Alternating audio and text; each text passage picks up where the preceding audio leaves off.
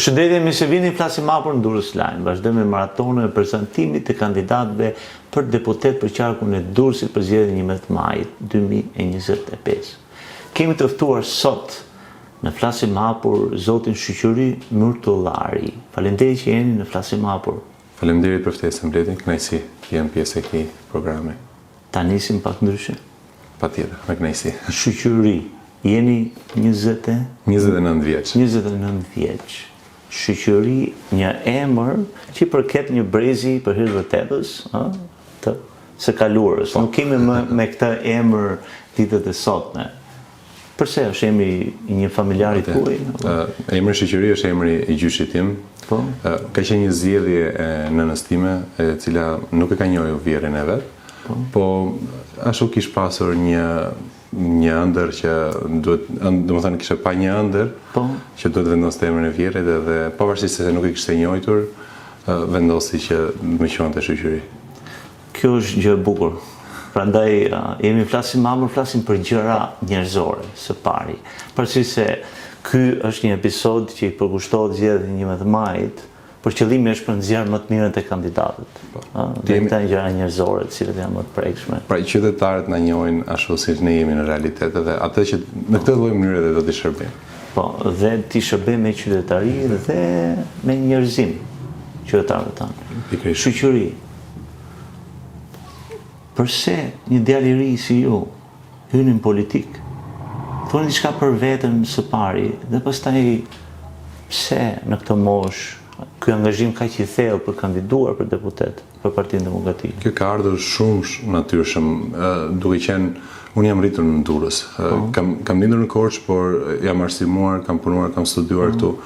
Dhe gjatë studimeve të mia në Universitetin e Durrësit, Aleksandër Mojsiu, kam studiuar për bank financë në bachelor dhe në master industri sigurimit drejtim risku.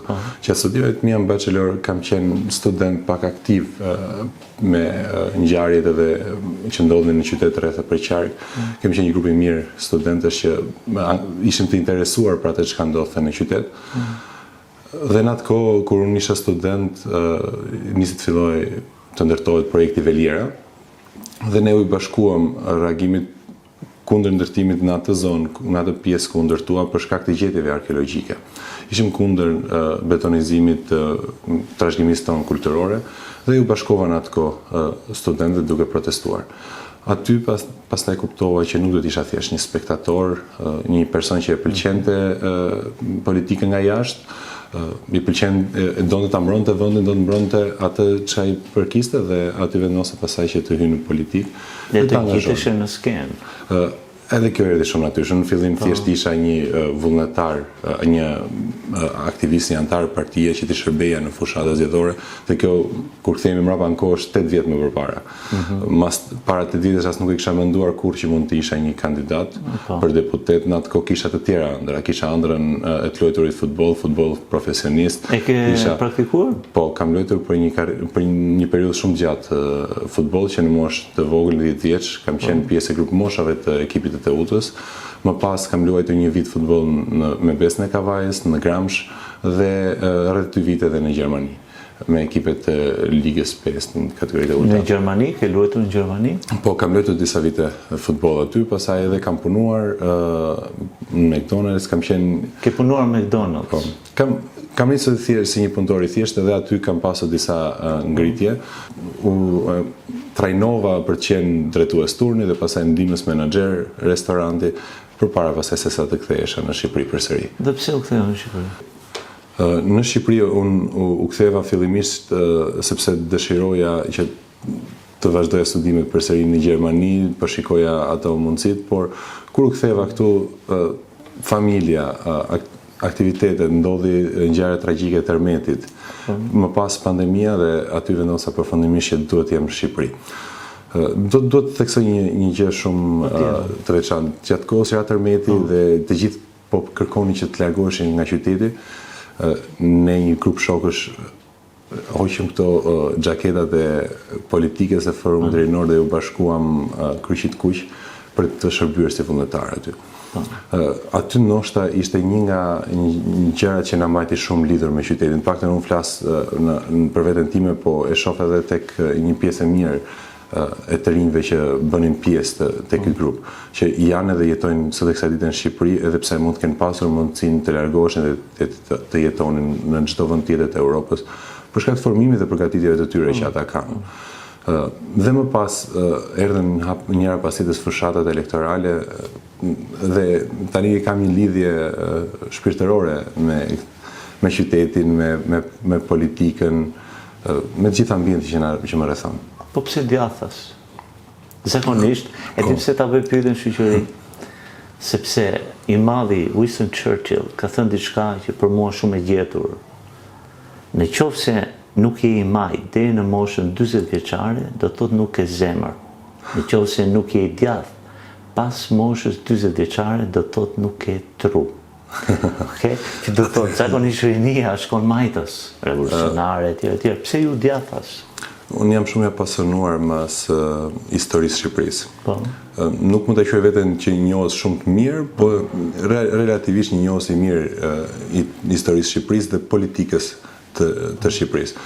E cilësoj veten me bindje të djatha, si një individ që e do vendin atë të ashës, si një i ri që mendon që ekonomia duhet jetë e lirë, duhet ketë me intreg të konkurrencës, dhe si një i ri që ka besim në Zot. Pra këto tre shtyllat që e ka një e djatha, dua që edhe këto shtyllat t'i ketë dhe t'i përfaqësoj Partia Demokratike dhe aty ku bëj pjesë unë. Pra, unë besoj që Partia Demokratike i ka pjesë të programit të saj dhe themelit të saj, dhe unë dua të kontribuoj që t'i forcoj më tepër këto bindje dhe këto tre shtyllat forta. Jeni kryetari i Forumit Rinor Partisë Demokratike. Në qoftë se ju zgjidheni si deputet në Kuvendin e Republikës Shqipërisë, si të ngrini zërin në këtë rast për rininë e Durrësit? Unë s'do bëj asgjë më tepër se sa kam bërë deri tani, por ndryshe nga skena politike ku unë kam qenë tani pa shumë forcë në aspektin publik, kam munduar të ngrej zërin nëpërmjet aktiviteteve, protestave, aty tek partia ku unë bëj pjesë për të rinjt dhe për të drejtat që ata duhet të kenë më tepër për gjithçka që ata përfaqësojnë, duke qenë në parlament do të kenë më tepër forcë, më tepër pushtet për të ngritur zërin për gjithë problematikat që të rinjt e qytetit tonë kanë në përditshmëri. Mua më vjen shumë keq që qyteti Durrësit sot që flasim mbas shumë premtimeve që janë bërë nuk ka ndonjë bibliotekë. Ndoshta kur e mendon që kjo për disa të rinj nuk është se ka shumë vlerë, po për të sotme dhe për të ardhmen e të rinjve mund të ishte një gjë me shumë vlera. Qyteti Durrësit që e kanë shprehur shumë të rinj dhe mua më vjen shumë mirë që e kanë shprehur, i mungon një kilema. Edhe pse të rinjt i ka qenë shumë larg artit dhe kulturës, asaj që duhet përfaqësojnë vlerat që duhet të ketë shoqëria jonë, unë përsëri kam marrë pozitivitet nga të rinj që dëshirojnë të jenë me këtë lloj kulture dhe tradite. Ju folet për Durrësin që nuk ka një bibliotekë. E keni fjalën për një bibliotekë shumë të madhe. Shumë të madhe. Se kemi bibliotekën publike të Durrësit. Dhe ka disa plane në fakt edhe për godinën tek Shehu Rullat, janë studiuar këto. Por unë të paktën marr pjesë në fushatat elektorale që nga 2017, pra fushatën elektorale 2017, fushatën elektorale 2021, të 2022, 2023, dhe në të katra këto ka qenë një premtim. Ka qenë një premtim që cili nuk është realizuar, janë 8 vjet të shtirë në kohë. Ju kuptoj. Por për të implementuar politikët tuaja, aspiratat tuaja, pikat e programit tuaj, cilat doja t'i shtjelloja pak më vonë, duhet të vini në pushtet. Pikërisht. Dhe pyetja ime është, do fitoni në Durrës, do fitoni në gjithë Shqipërinë? Unë kam bindje që ne do fitojmë dhe këtë nuk e them sepse kjo është një dëshirë ime apo e partisë time. Kjo vjen si bindje nga takimet me njerëzit dhe me qytetarët. Mas këtyre 12 viteve qeverisje, nuk besoj që ka mbetur më diçka për t'u thënë. Qytetarët e kanë parë si është realiteti, e jetojnë në përditshmërinë e tyre dhe nevoja e tyre është që të ketë ndryshim. Është domosdoshmëri, nuk është më thjesht tani një dëshirë që duhet thjesht të ndryshojmë sepse dëshirojmë. Po është një domosdoshmëri për të ndryshuar realitetin e këtyre 12 viteve, jetën e tyre të mundohen të bashkojnë përsëri familjen shqiptare. pas gjithë kësaj drame që i ka ndodhur me shpopullimin, me largimin e njerëzve, me largimin e të afërmve, fëmijëve, nipërve, mbesave, motrave dhe vëllezërve, duhet që diçka të ndryshojë. Ndryshe nga qeveria aktuale, e cila nuk e ka në plan dhe thotë që është gjë normale, është diçka që i ndodh çdo shteti tjetër, ne si Parti Demokratike kemi pikë të programit riaddhesimin e shqiptarëve dhe bashkimin e familjes shqiptare. Pra kjo është një diçka që ne kemi domosdoshmëri. Unë personalisht e kam vllajën që jeton emigrim, jeton në Gjermani, është student, punon aty dhe dëshira e tij është të rikthehet në Shqipëri. Dhe pse nuk rikthehet? Sepse tani i mungojnë motivi, mungojnë kushtet që ai të rikthehet dhe të ketë mundësi të kontribuojë në zhvillimin e vendit. Atje për më shumë se sa 7 vite ka marrë një edukim, ka parë një kulturë tjetër, ka parë një mënyrë tjetër të jetuarit, e cila mund të kishte me ato idetë që ato që ka fituar atje mund të kontribuojë shumë mirë në Shqipëri dhe t'i japi një zhvillim jo vetëm i madh, por të gjithë shqiptarët e tjerë që kanë studiuar, kanë punuar jashtë dhe dëshirojnë të rikthehen në Shqipëri, të bashkohen me familjet e tyre, të vazhdojnë jetën e tyre këtu. Kjo tingëllon shumë e bukur në mënyrë letrare dhe politike, sigurisht. Por jo të gjithë njerëzit me të drejtën e tyre nuk janë idealist, pra të rikthehen për dashurinë që kanë për qytetin dhe adeun. Shumë prej tyre, sërish me të drejtën e tyre, kërkojnë disa arsye praktike për të rikthyer. Çfarë do ofroj Partia Demokratike ose koalicioni juaj pas 11 majit për shqiptarët të rikthehen ose për shqiptarët që janë këtu të mos largohen?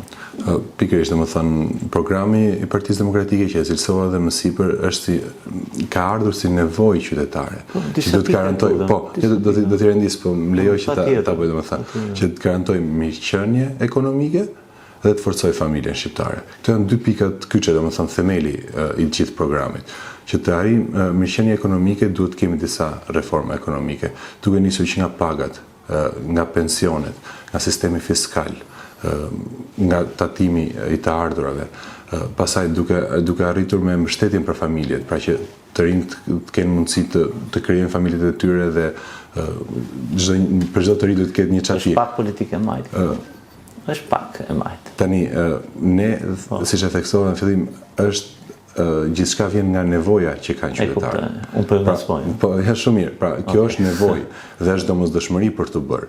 Këtu kemi kaluar në sot që flasim në Shqipëri, jemi në atë lloj gjendje të cilët ne duhet si fillimisht të sigurojmë që vendi të ketë një mirëqenie të mirë ekonomike, pastaj mundemi të zhvillohemi majtas apo djathtas, sipas politikave që mund të kemi. Duhet të dalim të kalojmë nivelin e varfërisë që ka Shqipëria. Dhe kjo është shumë e nevojshme. Për të rikthyer pyetjes në fillim, pse do të rikthehen shqiptarët në Shqipëri? Pra, ne garantojmë që në 3 vitet e para nuk do të ketë më tatim për çdo të ri për çdo emigrant që kthehet dhe hap një aktivitet ekonomik këtu në Shqipëri. Për sa vite? Për 3 vite. Për 3 vjet. Po. Për 3 vjet do ketë zero taksa dhe tatime. Zero taksa. Zero taksa dhe tatime. Gjithashtu do të ketë programe të dedikuara për të informuar për të integruar, pra nuk do të jetë shteti si me një kamzhik në dorë që do t'y bjerë në qafë për çdo gjë që ndoshta edhe nga mungesa e informacionit për që janë këtu.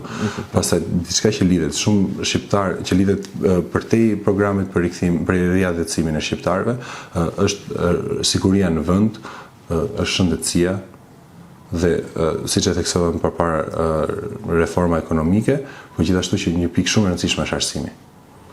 Duhet patjetër që ne të bëjmë, dhe për mua është reforma mbi reformat. Arsimi është ajo që duhet të jetë reforma e parë që do ndërmarrë qeveria e ardhshme me në krye Partinë Demokratike. Ke qenë student i mirë? Unë kam qenë student mesatar, do të them, por mesatar e kam në kuptimin këtu që jo vetëm në shkollë kam qenë shumë i mirë edhe me aktivitetet. Se po flet me shumë pasion për arsimin, prandaj unë dalja këtu. Unë, siç e thash pak më përpara, që e njoh pak historinë dhe nuk e thash kot. Edhe unë ndala aty, sepse edhe studentët që thuhet mesatar, personalisht si profesor që janë më suksesshmit në të ardhmen. Ju referova dhe unë nëse do të më pyesin që ke idhull apo kë pëlqen më shumë, do thoya Mithat Frashën. Mithat Frashën. Dhe nuk e di, domethënë shumë pak njerëz e njohin, po Mithat i ka lënë një testament. Dhe tek ajo që ai që i ka testamentet pasurinë e tij ja ka dhuruar në atë kohë shteti shqiptar, dhe bibliotekën e tij ka dashur që të ndërtohet një institut për kërkimet e gjuhës shqipe. Po nuk po them, këto kanë qenë pikat para që më kanë frymëzuar dhe i kam qendruar shumë pjesës së arsimit edhe atë dashurisë. Pra unë e lidh arsimin si një pikë bazë ku niset për të ndërtuar një shoqëri të shëndetshme, me vizion që dëshiron që vendi të ketë prosperitet dhe të ecë përpara. Dhe për të rikthyer pak arsimit, arsimi jon ka problematika shumë theksuara dhe ku është problemi më i madh? Problemi i madh që arsimi nuk zhvillohet është mungesa e financave. Prandaj edhe ne, Partia Demokratike, do të çojë përpara që buxheti për arsimin të rritet deri në 5% prodhimit brendshëm bruto. Do thotë do ketë më shumë para për shkolla më të mira, për universitete më të mira, por gjithashtu edhe për kërkime shkencore më të mira. Sot më vjen shumë keq që shumë pedagogë dhe kërkues të shkencë shkencore ju mungojnë financat për të vazhduar përpara, për të bërë diçka tjetër. Dhe ne do të jemi lider në rajon për atë çfarë përfaqësojmë, sepse ne arrim dhe bëjmë këtë jashtë shtetit, aty ku kemi mbështetje. Pse mos ta bëjmë këtu? Çfarë na mungon? Do thënë, edhe ajo që mendoj unë mungon është pjesa financiare. Përmendet Mithat Frashën, për një figurë që ka frymëzuar, por kreu i Partisë Demokratike është Sali Berisha. Çfarë mendimi keni ju personalisht, si djalë i ri që jeni, për një figurë e cila ka qenë politik më gjatë nga sa ju keni jetë? Zoti Berisha është një person i cili ka treguar që në gjithë karrierën e tij politike ka ditur të ndryshojë. Pra, ka kuptuar gabimet e tij ose ka kërkuar dhe falje, dhe kjo është shumë e veçantë për një politikan. Dhe gjithmonë kur ka ardhur në politikë, ose kur është rikthyer, po themi, qeveria 1 Berisha, qeveria 2 dhe tani po kërkon që të ketë qeverinë 3 së bashku me ne, gjithmonë ka ardhur me një ekip ndryshe. Ka arritur dhe të frymëzojë dhe të thithë rreth vetes edhe të rinj me vizion edhe me besim. Nëse rikujtojmë, ose unë kam qenë shumë i vogël, po nga ajo që mundem të thith nëpërmjet artikujve dhe historisë Partisë Demokratike, në 2005 erdhi me një grup të rinj, të cilët kishin Kope pikërisht, pa që kishin një ide dhe një vizion ndryshe për Shqipërinë. Ndërkohë sot po vjen me forumin rinor dhe me departamentin Brengëi. E gjitha kjo është një diçka që ai e shikon pa dashur ta ngre vetëm, domethënë nuk është se ai vjen vetëm këtu. Ai vjen së bashku me një ekip. Me një ekip të ndërthurur, me një persona me eksperiencë dhe persona të ri me vizion dhe energji. Pra, mendimi im për ta përmbledhur në tërësi është një person që pavarësisht që e ka të gjithë atë dritat e projektorit janë të përqendruara tek ai nuk është vetëm. E keni shembull frymëzimi? Është një nga modelet. Cilat janë modelet e tjera kryeshtar? Unë përveç se Mithat Frashit, edhe doktor Berishën e marr pjesë si modelit qeverisës, por duke ju referuar mrapa, domethënë në kohë, ju përmendet Winston Churchill, që është një nga figurat që i ka dhënë botës. Unë marr pak edhe Abraham Lincoln. Përse Abraham Lincoln? Do t'rregoj një histori të shkurtër të Abraham Lincoln. Abraham Lincoln ishte personi që e donin të gjithë. Po kështu nuk ka qenë kështu në fillimet e veta. Në fillimet e tij ai arrinte dhe kritikonte shumë njerëzit, madje bënte shkresa dhe kjo i acaronte të gjitha ata, sidomos tregohet një histori me një politikan irlandez kur ai arriti të shkruajti një letër për ta kritikuar në publik dhe ai e mori shumë personale. Dhe i kërkoi që të bënin një duel, domethënë. Edhe kur zgjodhen armët, Abraham Lincoln zgjodhi shpatën duke qenë se ishte i gjatë në trup, edhe mendonte se mund të kishte avantazh. Dhe rrezikoi ai shumë se përpaksa nuk e morën jetën. Edhe në atë moment ai kuptoi që nuk ishte kritika ajo që njerëzit duhet ja bënte në çdo domethënë direkt sapo ndishte ndodhur diçka duhet ta kritikoje. Ai aty kuptoi që me njerëzit duhet të sillesh në një mënyrë tjetër. Dhe mënyra më e mirë ishte që njerëzit t'i motivoje dhe t'i mbështesje, dhe ata nuk do ta bënin më të njëjtin gabim. Nuk po them që t'i mbështesje te gabimet, por duke i motivuar që ata të bënin gjithmonë më mirë një punë e tyre dhe jo duke kritikuar ti i preke karakterin e një njeriu që e ka direkt për të kundërshtuar diçka. Edhe kur e di që e ka gabim, ai do ta mbrojë veten. Dhe ai kishte një formë tjetër të sjellurit me njerëzit. Dhe sot e kësaj dite është presidenti më i dashur në gjithë historinë e Shtetit Bashkuar të Amerikës. Abraham Lincoln, presidenti i 16 i SBA-s, ka mbajtur shumë fjalime për mësuese që mbeten deri sot. Një prej tyre është a house divided speech. Një shtëpi e ndarë nuk mund të qëndrojë. Pra ju e përdorët si referencë Lincolnin, tani po e përdor unë për një kundër argument e ju besoni se ku unë të dalë me këtë pyetje. Pra ai tha një shtëpi e ndarë nuk mund të qëndrojë.